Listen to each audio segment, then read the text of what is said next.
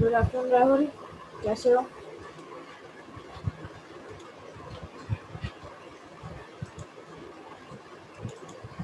राहुल, आवाज आ रही है? Good afternoon ma'am.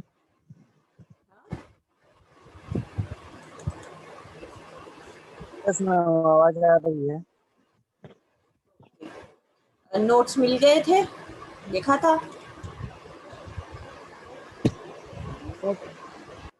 Dina check किया था। यस मैम, चेक किया था। नोट्स मिल गए थे, देखा था। नोट तो अभी रेस्पिरेटरी सिस्टम में कोई प्रॉब्लम, मतलब कुछ ना समझ आया हो? नो मैम, क्लियर है। ठीक है, आज हम लोग लंग कैंसर के बारे में पढ़ेंगे। ठीक है, ओके। लंग कैंसर क्या होता है, क्यों होता है, और इसके इफेक्ट्स क्या क्या होते हैं। ठीक है, इसके पहले कि मैं लंग कैंसर पढ़ाऊं, आज तुम्हें एक असाइनमेंट देना है मुझे। ठीक है, हाँ, टॉपिक लिख लो। 2 टॉपिक्स है।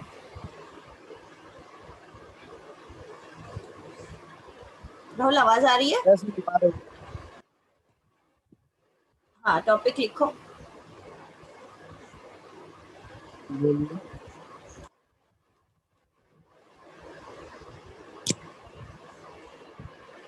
5 क्वेश्चंस है, पांचों का आंसर सबमिट करना है तुम्हें। ठीक है? अभी हाँ, अभी करना है। अभी तो क्लास लेंगे हम, तुम रात तक लिख के सबमिट कर देना, मेल कर देना। ओके। पहला क्वेश्चन लिखो। Are plasma protein are plasma proteins used as fuel for body cell? Used. Are plasma protein yes ma'am. used as fuel for body cells? Fuel. हाँ, fuel, FUEL, for body cells. Explain your answer.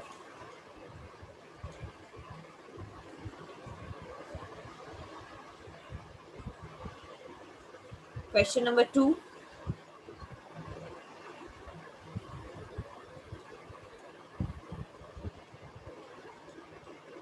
बोलिए। एक second. Describe the chemical makeup of hemoglobin.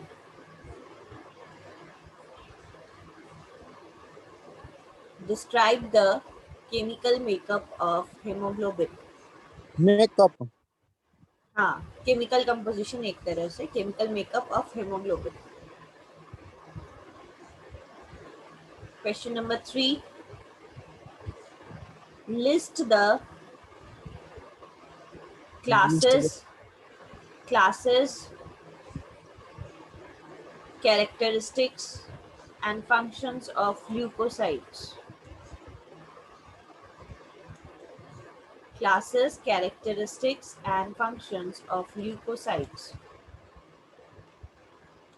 Question number 4. Describe the structure and function of platelets.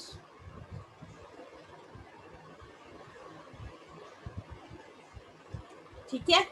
Question number 4। Describe the structure and function of platelets.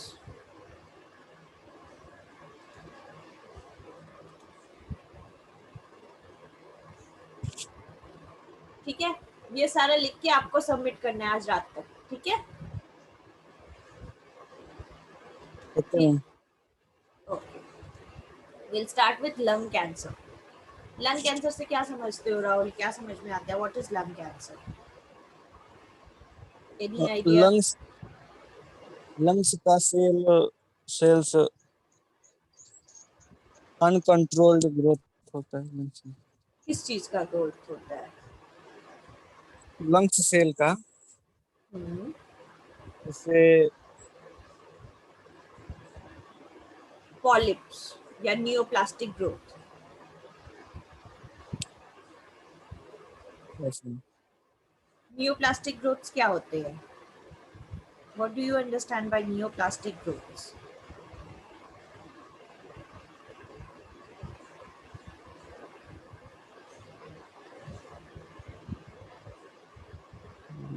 Any idea?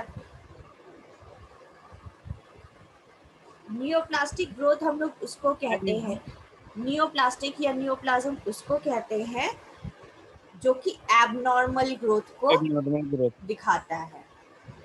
Cell का ऐसे अचानक से abnormal growth होने लगना, that means that there is a sign of tumor.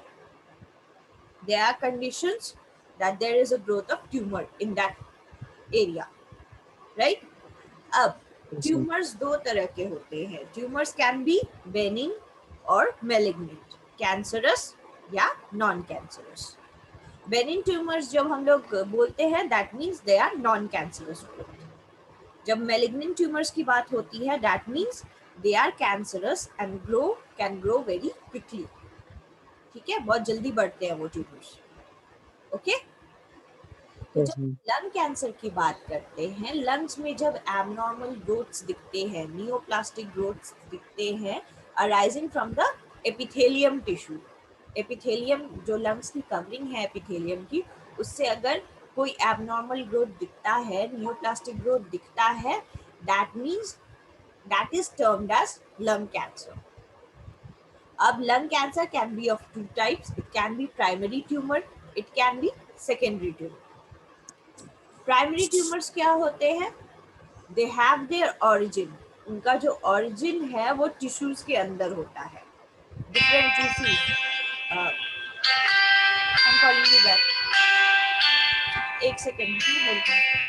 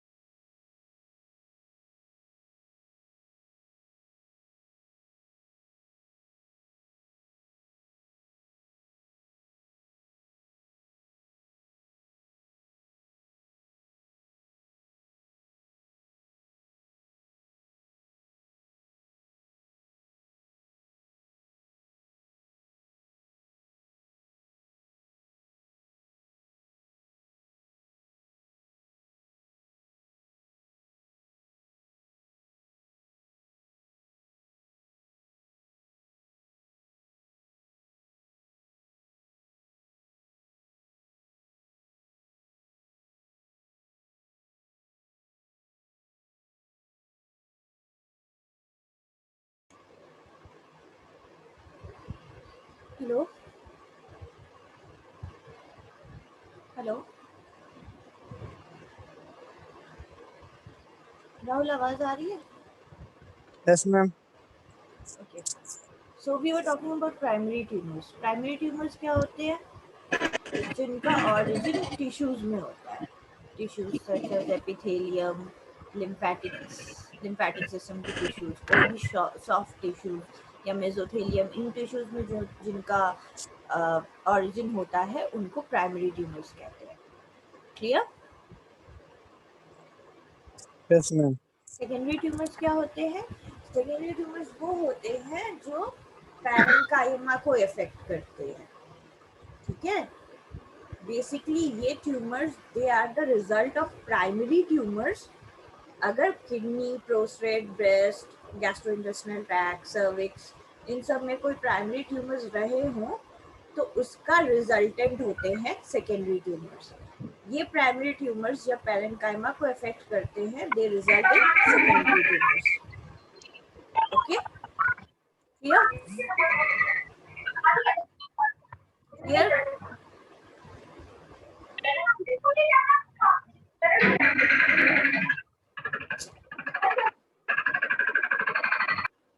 Clear Rahul? Yes ma'am. तो समझ में आया primary and secondary tumour? Yes ma'am. अब tumour can be cancerous, it can be non cancerous. Cancerous tumours क्या होते हैं?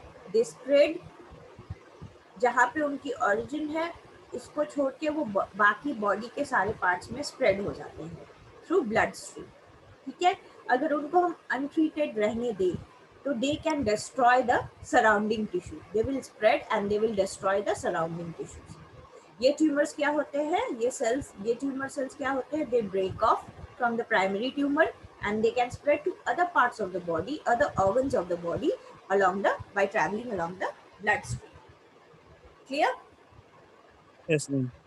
ये जब नए एरिया पे पहुंचते हैं तो नए सेल्स को इन्फेक्ट करते हैं, नया ट्यूमर बनता है and this is called metastasis.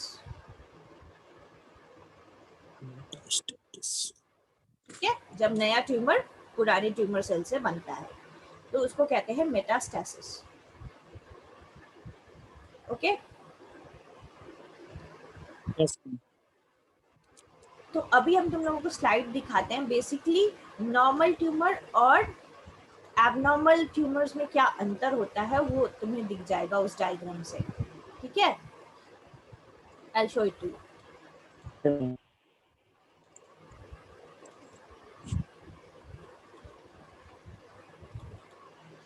Screen दिख रही है?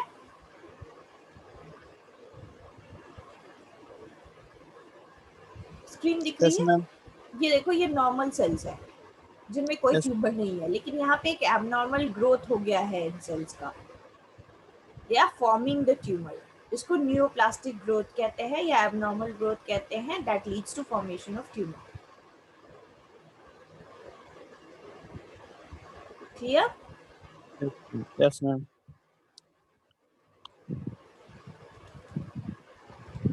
Okay, next will talk about pulmonary nodule. Pulmonary nodule क्या होता है? Any idea?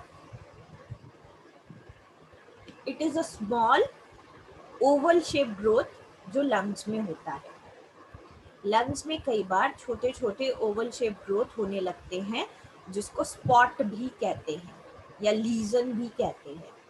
उसको प्राइमरी नोड्यूल्स कहते हैं।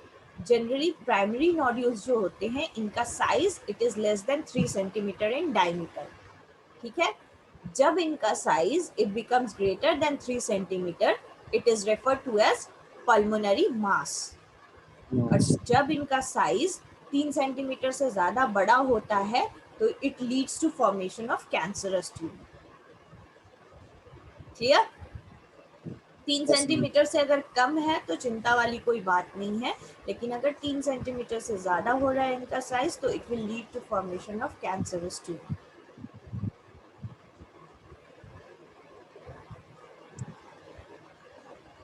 ओके,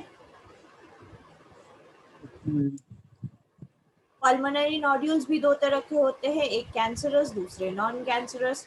90% ऑफ द नोड्यूल्स जो होते हैं उनका डायमीटर लेस देन 2 सेंटीमीटर ही रहता है, 2.5 इससे छोटा ही रहता है, इसलिए वो नॉन कैंसरस रहते हैं। जस्ट 10% ही बड़े होते हैं साइज में, ठीक है। बेसिकली जो नॉन कैंसरस ट्यूमर होते कैसे हैं, नॉन कैंसरस जो होते हैं वो कैसे प्राइमरी नोड्यूल्स होते हैं, इन्फ्लेमेशन से वो जनरेट होते हैं। लंग में कोई इन्फेक्शन हो गई हो, कोई डिजीज हो गया हो, उसके कारण इन्फ्लेमेशन हुआ हो, तो it leads to production of primary nodules, ठीक है। स्कार जनरेट होता है उसकी वजह से। अगर सिंगल पल्मोनरी नोड्यूल है तो वो छोटा सा होगा, राउंडेड होगा, ओपेक होगा, उसकी size less than 3 centimetre diameter होगी, ठीक है। ये बेसिकली लंग के पैरेन्काइमा टिश्यू से सराउंडेड होता है, ठीक है। इसमें कोई आपको वो चीजें नहीं देखेंगी जो कैंसरस ट्यूमर में दिखती हैं, ठीक है। Yes ma'am. इसको डिटेक्ट करने के लिए हम लोग जो मेथड यूज करते हैं उसको कहते हैं चेस्ट रेडियोग्राफी। चेस्ट रेडियोग्राफी में भी प्राइमरी नोड्यूल तभी डिटेक्ट होता है जब उसका साइज 1 सेंटीमीटर से ज्यादा हो गया हो। अगर उसका साइज 1 सेंटीमीटर से कम है तो वो चेस्ट रेडियोग्राफी में नहीं दिखेगा, ठीक है। अगर पल्मोनरी नोड्यूल जो है आपका मेलिग्नेंट हो गया है, यानी कैंसरस हो गया है, तो क्या होगा, उसकी साइज बहुत जल्दी बढ़ेगी। It will multiply very rapidly, 30 times doubling होगी उसकी, ठीक है। और वो चेस्ट रेडियोग्राफी में इजीली डिटेक्ट हो जाएगा। क्लियर? Yes ma'am. कॉजेस क्या क्या होते हैं? पहला रीजन है इन्फेक्शन। हो सकता है कि आपको कोई इन्फेक्शन हुआ हो, माइकोबैक्टीरियम ट्यूबरकुलोसिस, माइकोबैक्टीरियम एवियम, या कोई फंगल इन्फेक्शन हुआ हो, ठीक है, एस्परजिलोसिस या फिर क्रिप्टोकोकास, उन सब से अगर कोई इन्फेक्शन हुआ हो तो उसके वजह से भी प्राइमरी नोड्यूल्स डेवलप होते हैं। क्लियर? जो ग्रैनुलोमा जिसको हम लोग कहते हैं, ग्रैनुलोमा मतलब छोटे छोटे सेल्स का एक कलेक्शन, वो इन्फ्लेमेशन उनमें आ जाता है and it becomes non cancerous tumour, ठीक है। नोड्यूल्स के फॉर्मेशन में वो आ जाएगा। धीरे धीरे क्या होगा, धीरे धीरे इनमें कैल्शियम जमा होते जाता है और वो कैल्सिफाइड हो जाते हैं, ठीक है। क्लियर? Yes ma'am. दूसरा है नॉन इन्फेक्शियस रीजंस भी हो सकते हैं, जैसे रूमेटॉइड आर्थराइटिस वगैरह है तो it can lead to formation of pulmonary nodules. इनके वजह से भी क्या होता है, जो ब्लड वेसल्स हैं उनके में इन्फ्लेमेशन आता है, ठीक है। रेस्पिरेटरी ट्रैक्ट में इन्फ्लेमेशन आता है and it can leads to formation of pulmonary nodules, ठीक है। नियोप्लाज्म्स क्या होते हैं? Neo neo abnormal growth. Exactly वही नियोप्लास्टिक ग्रोथ या नियोप्लाज्म को एबनॉर्मल ग्रोथ कहते हैं। ये अलग अलग पार्ट्स में होते हैं और उनके अकॉर्डिंग इनको नाम दिया जाता है। जब ये फाइब्रस कनेक्टिव टिश्यू में होते हैं तो इनको फाइब्रोमा कहते हैं, ठीक है। जब ये इमेच्योर सेल में डेवलप होते हैं तो उसको ब्लास्टोमा कहते हैं। जब नर्वस टिश्यू में होते हैं तो उसको न्यूरोफिब्रोमा कहते हैं, ठीक है। अगर नॉर्मल टिश्यूज में होंगे तो उसको हार्माटोमा कहते हैं, ठीक है। मेलिग्नेंट ट्यूमर्स कितने यस टाइप मैम। के हैं? मेलिग्नेंट ट्यूमर्स को भी डिवाइड किया जाता है अकॉर्डिंग टू द ऑर्गन्स। पहला है लंग कैंसर, दूसरा अगर लिम्फोइड टिश्यू में है तो उसको लिम्फोमा कहते हैं, कैंसरस ट्यूमर है तो कार्सिनोइड कहते हैं, ठीक है। कनेक्टिव टिश्यू में है तो उसको सार्कोमा कहते हैं, ठीक है। तो इस तरह से ट्यूमर्स को अलग अलग नाम दिया जाता है। जब कोई ट्यूमर लंग से किसी और पार्ट ऑफ द बॉडी में स्प्रेड होना लगता है तो उसको मेटास्टैटिक ट्यूमर कहते हैं, क्योंकि वो ब्लड स्ट्रीम के थ्रू टूट टूट के बाकी सारे जगह पहुंच रहा है और वहां के सेल्स को अफेक्ट करता है और नए ट्यूमर का फॉर्मेशन करता है। क्लियर? Yes ma'am. जब हम नॉन कैंसरस ट्यूमर की बात करते हैं या बेनिन ट्यूमर की बात करते हैं, बेसिकली इसमें हम लोग कहते हैं कि इसमें कोई डेंजर वाली बात नहीं, ठीक है। क्योंकि ये ट्यूमर्स जो होते हैं ये लोकली ग्रो करते हैं और ये टूट आपके ब्लड स्ट्रीम से दूसरे पार्ट्स ऑफ द बॉडी में सर्कुलेट नहीं होते हैं, don't have the ability to spread to other regions of the body. लेकिन जो कैंसरस ट्यूमर होते हैं वो डेंजरस होते हैं। डेंजरस होते हैं क्यों? क्योंकि they have the ability to spread to the other parts of the body via blood stream या लिम्फेटिक सिस्टम के थ्रू। क्लियर? अब ये दोनों यस मैम। ट्यूमर्स जो हैं इनिशियली, अगर हम दोनों की सिमिलैरिटीज देखें तो इन दोनों ट्यूमर्स में जो कैंसरस ट्यूमर है या नॉन कैंसरस ट्यूमर है, इन दोनों में काफ़ी सारी सिमिलैरिटीज होती हैं। ठीक है, दोनों के साइज एक जैसे हो सकते हैं। ठीक है, साइज, सिर्फ साइज के बेसिस पे आप एक ट्यूमर को दूसरे से डिफ्रेंशिएट नहीं कर सकते हो। ठीक है, जो ओवरी में ट्यूमर होता है वो नॉन कैंसरस होता है कई बार, लेकिन उसका साइज बहुत बड़ा होता है। क्लियर? दोनों tumours they can be dangerous, specially अगर ट्यूमर्स ब्रेन में है। ठीक है, ब्रेन में जो ट्यूमर्स डेवलप होते हैं इनक्लोज प्लेस भी, उनमें बहुत ज़्यादा प्रेशर रहता है। ठीक है, एज अ रिजल्ट क्या होता है, वो बर्स्ट हो जाते हैं, ट्यूमर्स रप्चर हो जाते हैं, और उनके रिजल्टेंट में क्या होता है, हम लोग स्पीच लॉस, पैरालिसिस एक्सेट्रा देख सकते हैं कि लोगों में होता है। तो both the tumors can be dangerous at time। ये डिपेंड करता है कि वो किस एरिया में है और कितना प्रेशर उस पर पड़ रहा है। ठीक है, यस मैम। थर्ड थिंग, अगर कोई सेल लेफ्ट ओवर है, अगर किसी मेलिग्नेंट ट्यूमर का सर्जरी हुआ और उसमें से कुछ सेल रह गए, तो वो फिर से फैलने लगे सर्जरी के बावजूद भी। सिमिलरली नॉन कैंसरस ट्यूमर्स के साथ भी यही होता है, अगर उसकी सर्जरी हुई और उसके कुछ सेल्स रह गए तो फिर से वो ट्यूमर फैलने लगता है उस एक सेल की वजह से। ठीक है, नियर द जहाँ पे उसका ऑरिजिन था वहाँ पे। तो ये बढ़ते रहते हैं, अगर ये रह जाए सर्जरी के बाद तो ये नॉर्मली डेवलप होने लगेंगे उसके बाद भी। ये थी इनकी similarities. Now will talk about the differences. Differences क्या है? पहला है रेट ऑफ ग्रोथ। जो मेलिग्नेंट ट्यूमर्स होते हैं वो बहुत ज़्यादा रैपिडली ग्रो करते हैं, और नॉन कैंसरस ट्यूमर्स होते हैं वो रैपिडली ग्रो नहीं करते हैं, एक साइज पे जाके वो अटक जाते हैं। ठीक है, दूसरा एबिलिटी टू मेटासाइज। जो मेलिग्नेंट ट्यूमर्स होंगे they can easily spread to other parts of the body via lymphatic system या ब्लड स्ट्रीम, लेकिन जो नॉन कैंसरस ट्यूमर्स होते हैं वो they won't spread to other parts of the body. Clear? Yes ma'am. Site of recurrence भी देखा जाता है, जो नॉन कैंसरस होंगे वो उसी साइट पे रह जाते हैं जहाँ पे वो बने हैं। अगर ब्रेन में डेवलप हुए तो ब्रेन में ही रह जाएंगे, लंग्स में डेवलप हुए तो लंग्स में ही रह जाएंगे। लेकिन जो मेलिग्नेंट ट्यूमर होते हैं वो दूसरे साइट में भी मूव ऑन करते हैं, दूसरे ऑर्गन्स को भी इन्फेक्ट करते हैं, लाइक ब्रेन से लंग्स, लंग्स से बोन्स, लिवर, किडनी, सब जगह पहुँच सकते हैं। क्लियर? Yes ma'am. अब जो नॉन कैंसरस ट्यूमर होते हैं उनमें एक खासियत होती है, उनके सेल्स क्या करते हैं, केमिकल सेक्रेट करते हैं।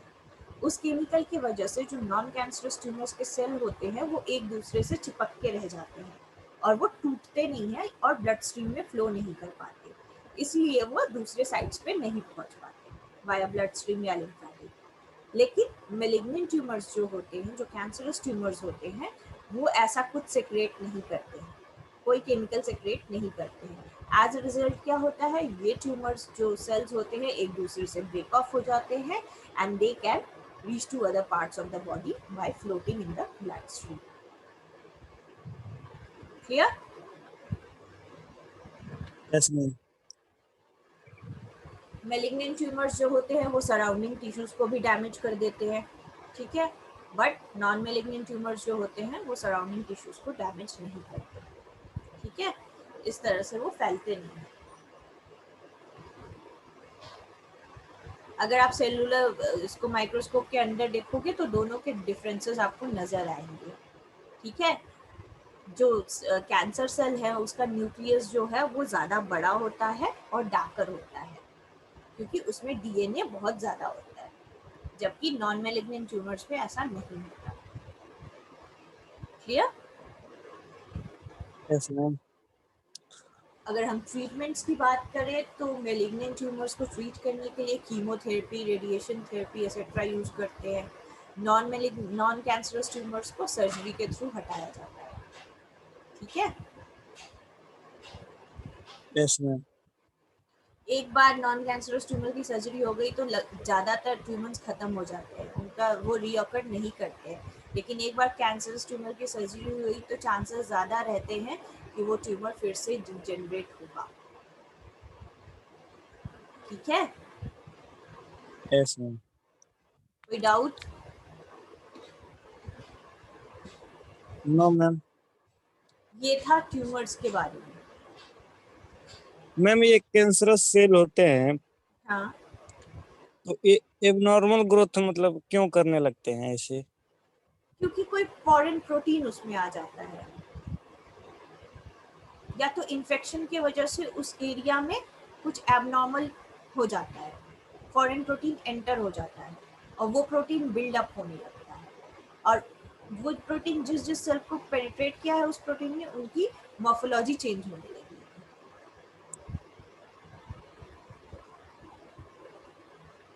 ओके एज अ रिजल्ट उसमें एबनॉर्मल ग्रोथ आने लगेगा।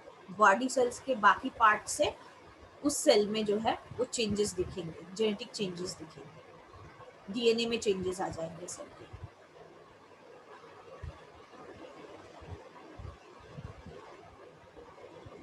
Okay clear? मैम। और कोई yes ma'am. Doubt? No ma'am.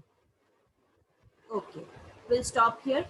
Next class जो होगी हमारी, कल की क्लास 10 बजे से है ईवीएस की। ठीक है, ठीक है। नेक्स्ट क्लास जो होगी हमारी next Monday will start with skeletal system, skeletal and muscular system. और ये ओके मैम। क्वेश्चंस करके आप सेंड कर देना सीएचएस वाली आईडी पे। ठीक है, ठीक है। कोई डाउट इसका राहुल? नोट हाँ जी, यदि आप डाल हाँ दीजिएगा। इसका नोट्स फिर पे डाल दे रहे हैं। ठीक है, एक बार पढ़ लेना, कोई डाउट होगा तो मुझसे डिस्कस कर लेना नेक्स्ट लेक्चर में। ठीक है। अभी और क्लास लगेगी? नहीं नहीं, अभी तुम्हारे बहुत टाइम है, डोंट वरी, सिलेबस खत्म हो जाएगा आराम से। Okay ma'am. तुम लोग का पेपर मोस्टली अगस्त में होगा। अगस्त में? हाँ, अभी 2 महीना है। Okay ma'am. ठीक है, so will meet again tomorrow at 10 10 sharp। ठीक है, ओके मैम, थैंक यू।